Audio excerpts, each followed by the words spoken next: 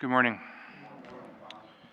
Evel Knievel came back a day early and looked like somebody had put him in a basket and floated him down the Nile, and it ended up going through like a sewer, and then he ended up living under the bridge by I-75. And so I said, "You're going to take Mass today, right?" And he said, "No, I'm still on vacation." So anyway, I think he's embarrassed actually because he's got this goofy tan from where he had his sunglasses on, was riding his motorcycle for 10 days, and so he looks like a raccoon. So when you see him tomorrow, be sure to make fun of him. But don't tell him I told you to, okay? Anyway, the first reading from Exodus here, we have this introduction to Moses and such a great story whereby clearly he is set aside by God and destined to do great things, destined to bring God's chosen people out of slavery and into the promised land. And it's this beautiful foreshadowing for us of what Christ does. He brings us out of slavery to sin and brings us to the promised land that is heaven. Now, because of Moses' own stubbornness and Moses' own hardness of heart, the Jews had to wander the desert for 40 years. I can't imagine that, being in the desert for 40 years, an entire generation. People are born there, they grow up there. All they know is just this wandering through the desert. Then you've got the old timers, and they say, "Oh, but remember the time we were in Egypt? Yeah, we were slaves, but we had food and we were taken care of and everything was good. And now here we are wandering." And the same thing is true in our own journey to holiness, our own life of discipleship, right? We think back to the way it was. It was so much easier when I didn't know that thing.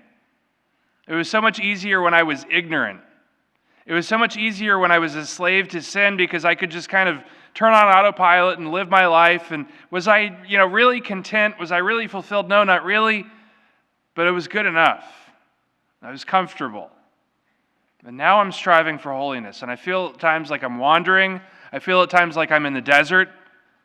I feel at times like God isn't even there. It's dry, it's hot, it's sunny. There's no food, there's no water.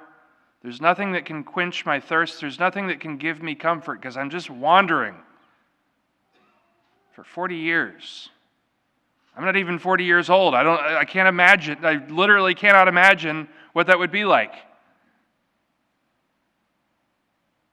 But yet, Christ comes to us and He calls us out of slavery to sin, and He says, "Come and follow me." Where are we going? Just trust me. And sometimes maybe it's even like baby Moses, right? We just have to innocently trust. God's going to put us in this basket, and He's going to put us in a river.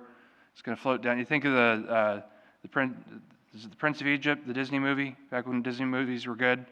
And it shows him floating through the Nile, and there's rocks, and there's crocodiles, and there's all sorts of dangers and things.